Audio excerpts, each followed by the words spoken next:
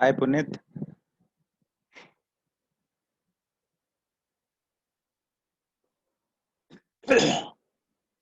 Hi Puneet. Hi Sanjay, good evening. Good evening. How are you? Okay. I'm good. I'm good. How about Uh, yourself? I'm also okay, Puneet. Thank you for asking. Great. Lalita, That's you great. joined? Yeah. Yes. Okay, good. So let us start.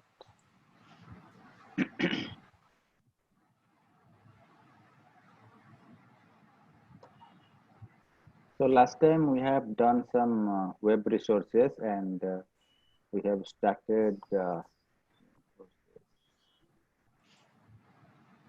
we have kept some. Where we have created two web resources. One is CSS, another is HTML, and tried to call that external JavaScript and CSS in my HTML web resource, and it was not working, right? So let's see Mhm. how, what was the problem.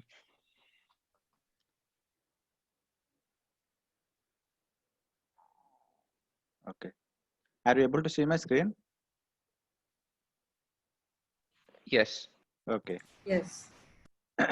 Let me go to, so what was that? Let me go to the account entity. Which entity we have used last time? Account or contact? You remember? It's account.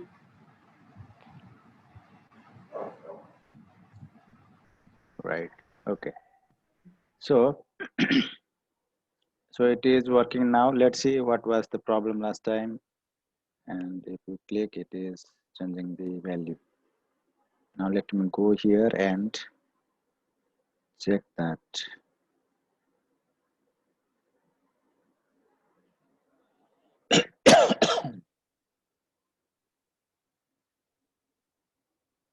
Let me filter and filter the display name by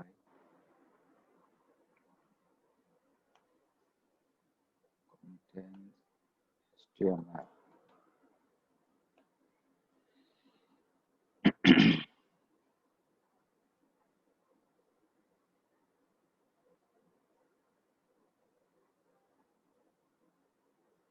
I think the name was my HTML. Okay,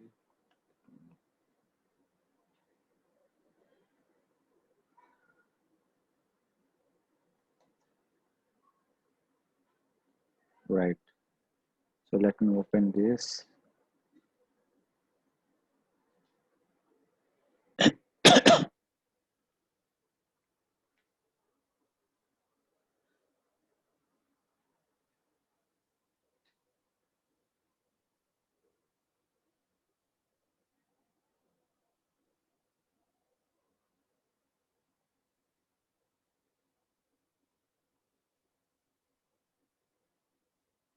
Right.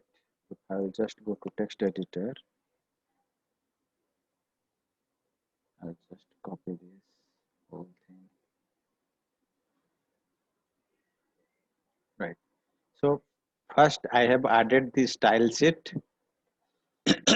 Then this is the CSS and this is the JavaScript. So last time what I have done, I have just just typed this new underscore my CSS. That's why it was not working. So I have to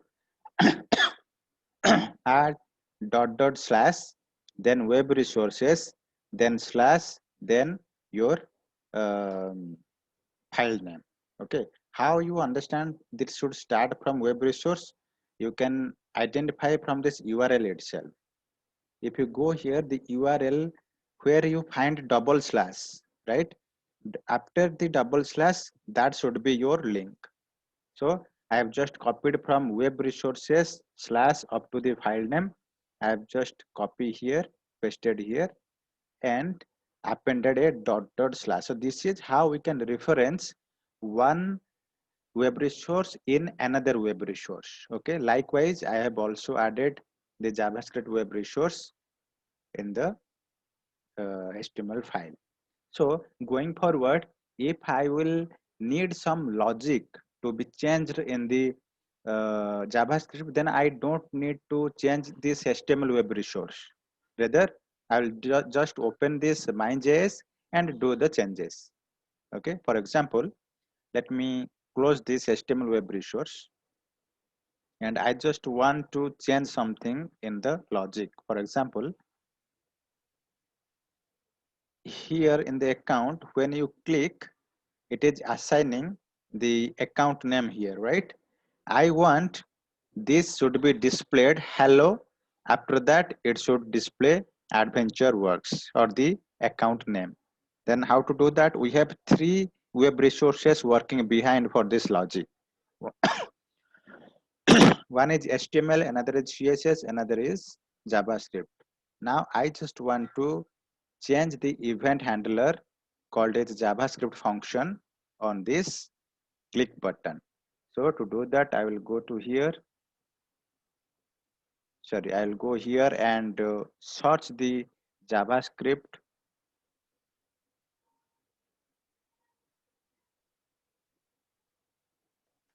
main.js. So this is my JavaScript file.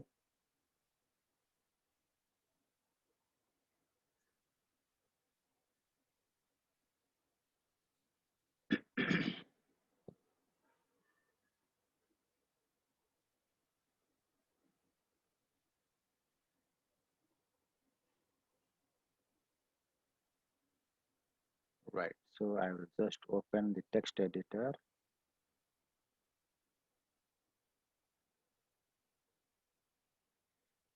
Right. I'll just copy the function here. So this is a JavaScript function I have written. And in this, I am just reading out the window.parent.xrm.page get attribute name get value. That means account name I am just reading and storing in this variable.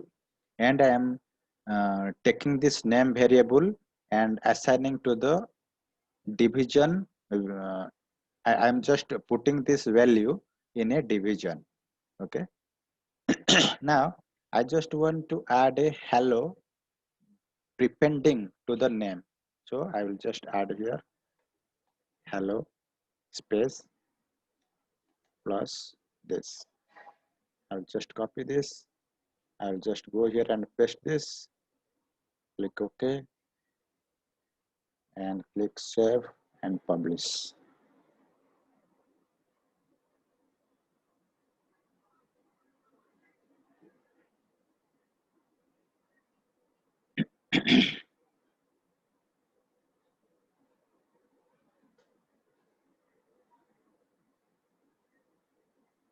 Now I will just refresh this.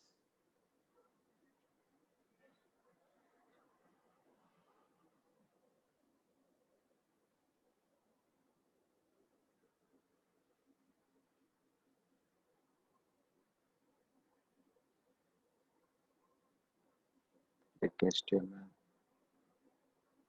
and I will click this button. Can you see that? Now I have not changed the HTML. I have just updated the JavaScript because my company told me that on the click event I need to do some logic change. Then I have to change the JavaScript. So if you would have created on single HTML page everything on one page, then you have to update the HTML file also. So this is the benefit of keeping your code separate file, so that whatever need or whatever changes comes into picture, you can just do the changes on the specific file. Now if you want to change the color, then what to do, how to do, you have to go to the uh, CSS web resource and update the uh, style accordingly, right? Let me check that once more. Let me go here and open the CSS file.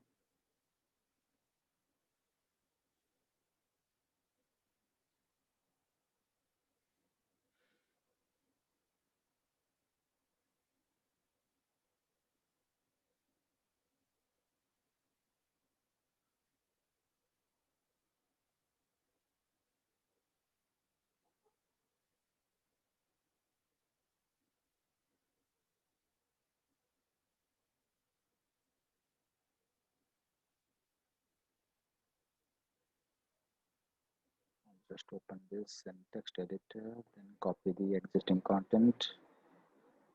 I'll just specify green instead of red. Then save and publish.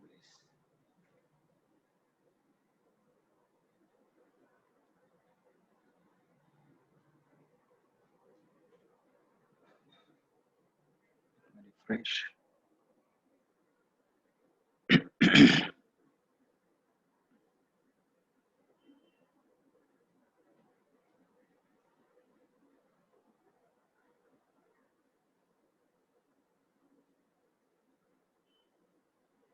Now it is in green color, right? If you click that, the green color remains persistent.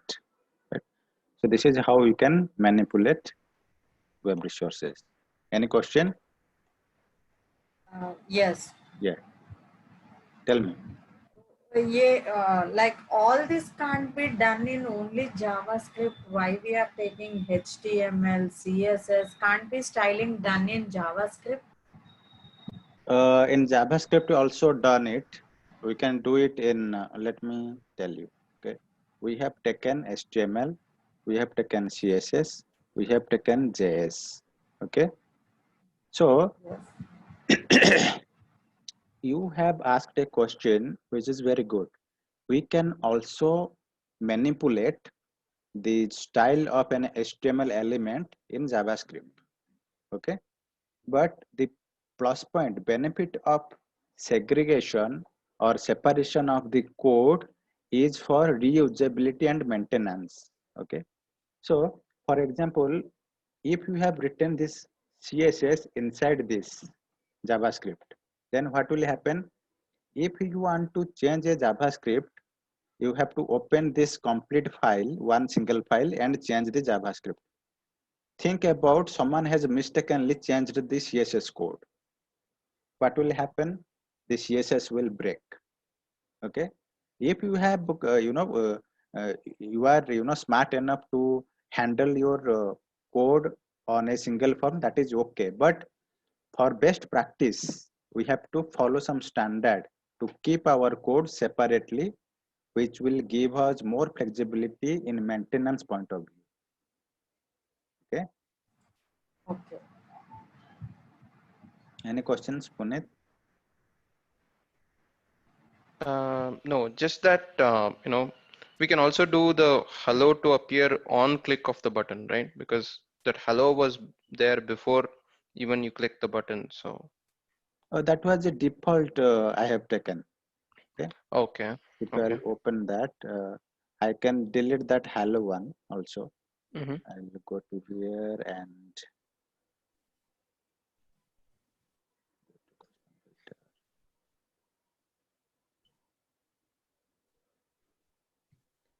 I have taken the default value of that as hello. That's why the division is by default showing hello.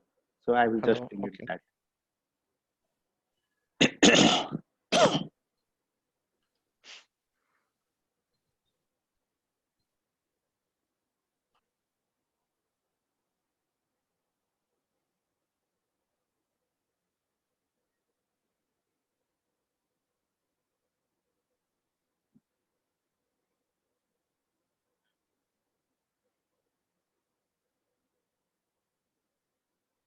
Right. I have given hello in this division, right? Okay, right. That's why it is by default comment. I can delete that, not an issue. I don't Okay. need that. No, initially I thought, I mean, that hello was not there in the div. So I was expecting that on click only it will Oh, come. So I didn't know about this div. You, okay, okay. yeah, That was hard coded it. Okay, that's right. okay, okay. Okay, so to summarize our web resource class, we can create web resources to display some data, to read some data from the form. We can use CSS, we can use JavaScript, and we can use images also, so that we can create a small project that depends on our business requirement, right? So you can think of the complexity of this web resource concept, right? In normal websites, what we use HTML, CSS, JavaScript, and image web resources. The only thing I missed here is server side pages. For example, ASP.NET or Java. These are the files which can deployed in the server. But in web resources, in Dynamics 365, we cannot use server side pages as a web resource. Okay. So all these are client side codes or scripting languages that we can use in web resources, right? So your HTML web resource can be up more than thousands of line of code. Your CSS can contain thousands line of code. JavaScript can contain thousands line of scripts or functions. So it depends on your business requirement that how complex your project is and how you can manipulate your web resources using this type of web resources. Okay. And most importantly, referencing one web resource in another. Okay. If your project is somewhat more complex and you have to you have JavaScript, CSS, and HTML all combines to form 10,000 line of code, then it is not a best practice to write down on a single page, single web resource. So I recommend keep all the logic in JavaScript and reference as a link, and keep your styles in CSS and link as it is. Then keep only HTML elements in the HTML web resource. Okay. Now how to read data we have seen using this JavaScript. Let me open the JavaScript. Using the JavaScript, we have uh, retrieved the value of a field.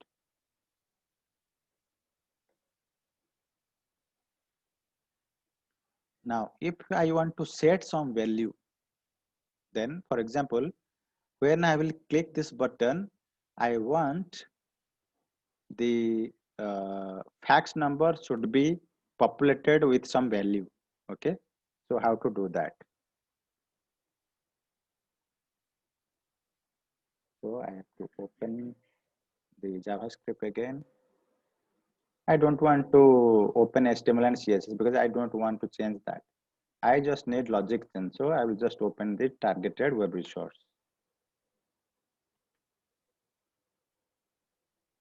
I'll just open this, copy here, and so this is how can read data. Now to set data, I will just copy this. I will paste here in another line, and I will just change the attribute of the fax. The attribute of the fax is fax, F-A-X. Okay. I will tell you how to know what is the name of this field in form customization. Then you have to change the get value as set value and give a value here. Let's say 1, 2, 3. So you want to set the fax field value as 1, 2, 3 once someone clicks the button. Let me see how it works.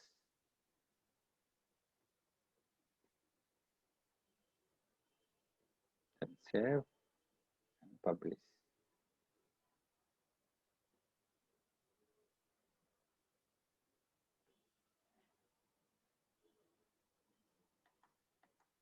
Try to refresh this.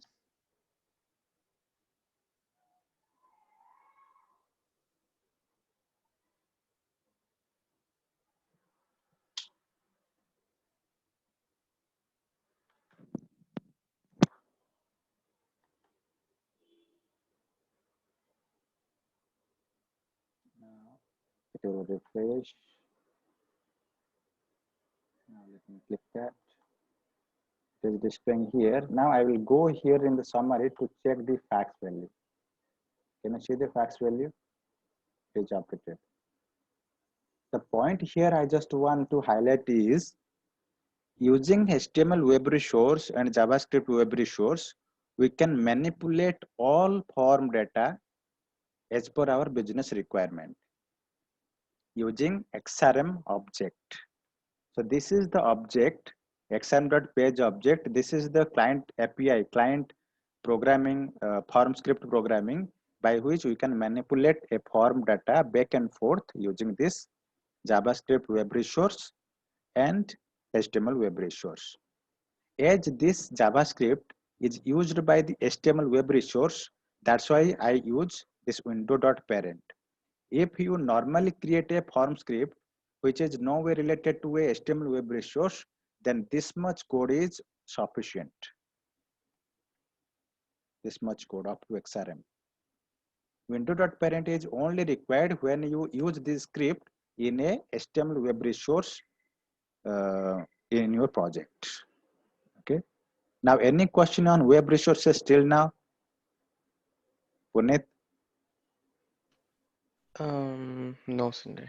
Okay. So if I will give you assignment, you can do that, right? Yes. Okay. No issue. So now these are all the web resources that we always work in projects, and the concept is like, what is a web? People ask the questions, right? Like, what is a web resource? How can you create a web HTML web resource, and you can call a JavaScript web resource, and how you can change a data on the form using a web resource. So don't forget using window.parent. That is the key in all web resources. Okay. So today we will start another topic called as form script, which is very important. Form script is nothing but the JavaScript code that we write in Dynamics 365 to manage form data or form fields. The code that we have written, this script is also a form script, but this form script was dedicated for the web resource I have created. But when you create form scripts like this, functions, variables, all that, then you are not supposed to use this window.parent. Now forget this window.parent, because we are no more dealing with window.parent, as we are not dealing with web resources in this class going forward. So now I will show you how a form script gets created and what is the capability of a form script. Okay. And form scripts are written in JavaScript only, keep it in mind. And the JavaScript file will be uploaded as a web resource in Dynamics 365. The same way we have done. Dynamics 365 form script has many objects. Like, I will also discuss the objects in details, but the first object is XRM. Okay. The next is form context. Okay. I will discuss one by one in details in later consecutive classes, but I will show you an example. Okay. Let me create a simple JavaScript function now to start the form script. Okay. Let me write a function. So phone number or show account name. Let me go to contacts for now. In the contact, I just want to add some form script. Okay. Let me open this Jim Glen.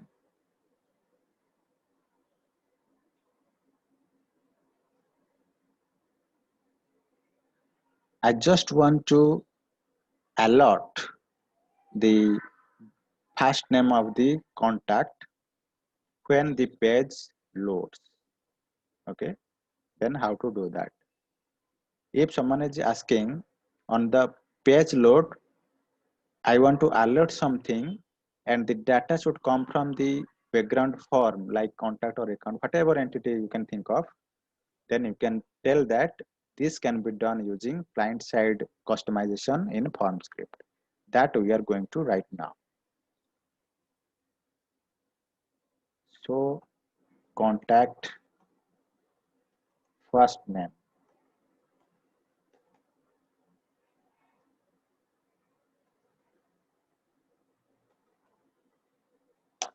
This is the syntax of declaring a JavaScript function. A JavaScript function is nothing but a method which takes some input parameter and process the parameter accordingly and give some output parameter or do some activity. So in this function, I want to alert the contact first name when page loads. Then I'll just give the method here. This alert is nothing but a JavaScript function already inbuilt. I will give whatever I will give, that will be considered as a static text, but that is not my intention. My intention is to alert the dynamic value first name from the form contact. For that, I have to take a variable here. The variable declaration syntax is var in Dynamics in JavaScript. F name. This is the object of the variable. And the same code I will write to call a form label field value xrm dot page. What was the syntax? xrm dot page dot get attribute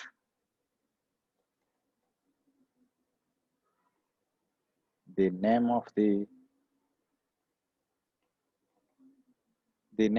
field, then get value.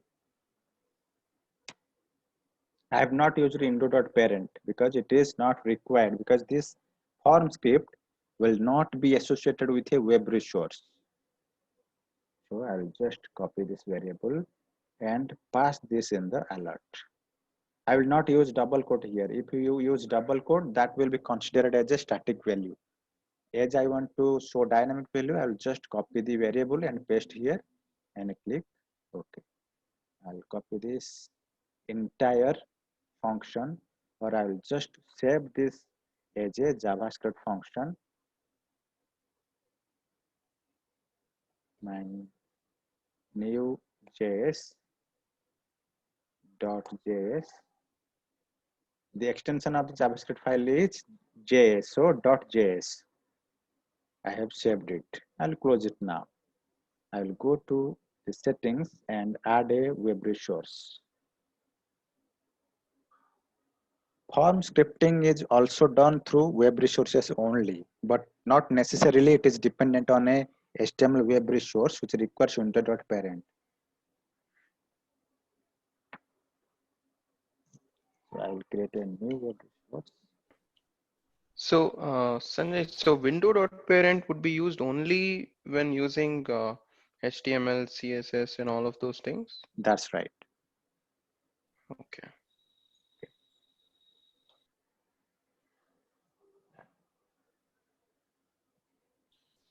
And also, like, how is it different? So in which scenarios we should use HTML, CSS, JS, and in which scenario should we use form scripting? Scenario, for example, you have a external website, suppose, in your organization, and you want to open that website through a HTML web resource. Okay. For example, Okay.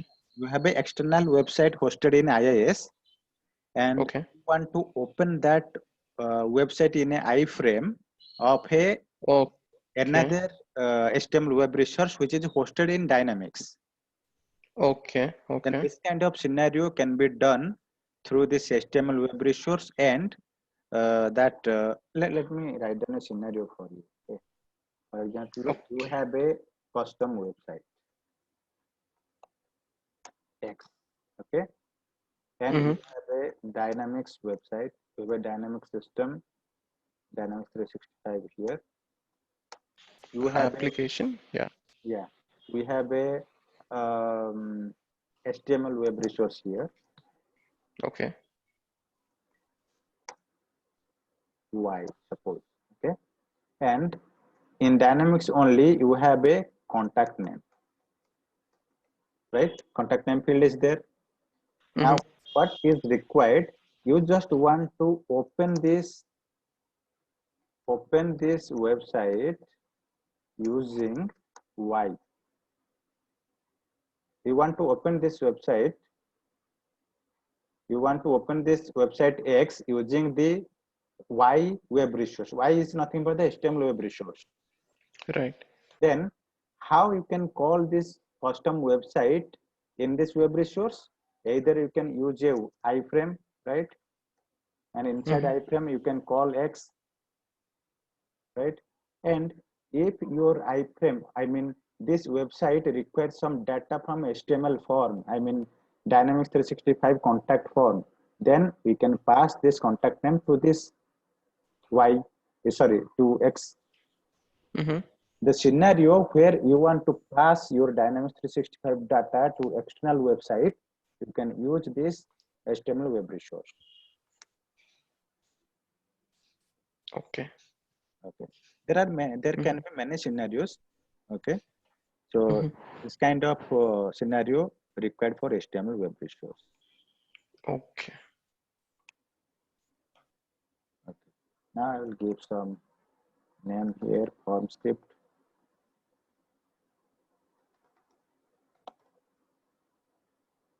I will use JavaScript here the same way.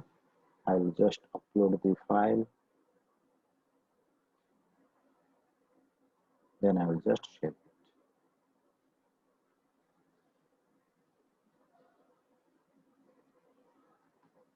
Then I have to publish. Right. Now the next thing we have to do is, once the form script has been created, we have to attach this JavaScript library that we have created now against the form that I want to trigger the event. For example, as I want to trigger the function or the method that has been written in this form script from contact form, that's why I have to edit the contact form. I will go down and go to contact.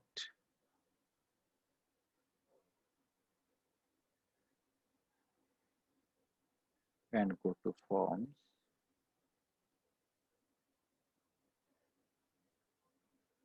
And I'll open the default contact form. This is the default contact.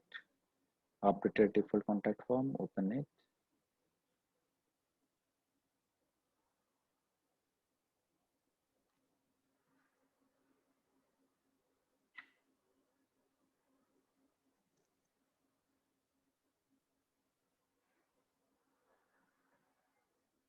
Normally, when Dynamics 365 comment a picture, the HTML web resources are very, very less used.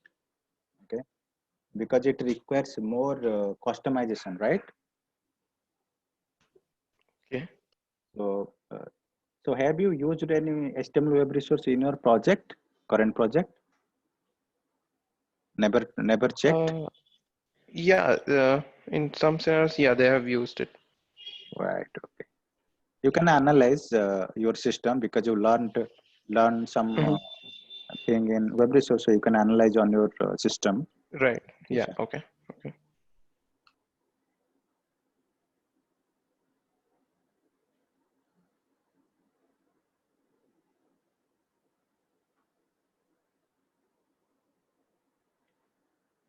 So is it always necessary that to display something in the iframe, we should always use form scripting? For Is it HTML web resource, mandatory? you are asking? No, not mandatory. If you want to Okay. directly open that external website, you can just do that in a JavaScript web resource, right? Window.location.href Correct. syntax. Okay. Okay. I am just giving you a scenario, Okay. Okay. but that is not mandatory.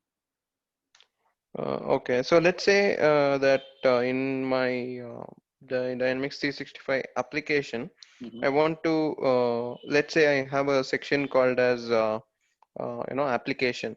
Okay. Right.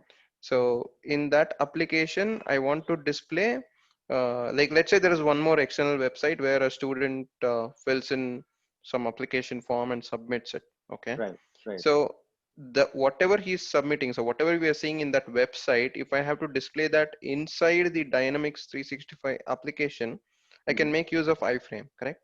Yes. Yes. Yeah, so inside that iframe, if I have to display the same details what is seen on the website, if I have to display it in the web iframe, is it mandatory that I have to use form scripting only? Yes, yes, Okay, because there okay, is no other way. okay, okay, So it is okay, mandatory. okay. So I have opened the contact form, and the important thing is we have to click on this form properties. As I want to associate the form script, which is nothing but a JavaScript library in JavaScript web resource in the form. So I have to click on the form properties, and you will find there is two sections in the event tab. One is form library, another is event handler. Form libraries are JavaScript files, and event handlers are methods. So normally when we want to assign a function to be called on some event, then we have to do the necessary steps. The first is associate your JavaScript in the form library. Click that and click add. And here you search your JavaScript web resource. The JavaScript web resource name is new underscore form script.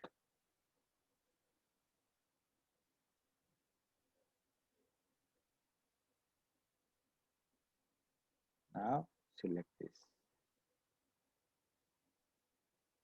Okay. Now once the form script is done, I will just go down in the event handler and I will just select on which event I want to trigger that method. Either you can, if you choose form in the control, you will have option to choose as event called as onload or onsave. That means if you want to trigger that event or method, JavaScript method that you have written, as soon as the form loads, then you have to choose onload. And if you want to trigger that event as soon as the form saved, then you can choose on save. If you want to uh, if you want to call that JavaScript method on tab change, okay. For example, summary tab. There is a tab called a summary, right? When we see here,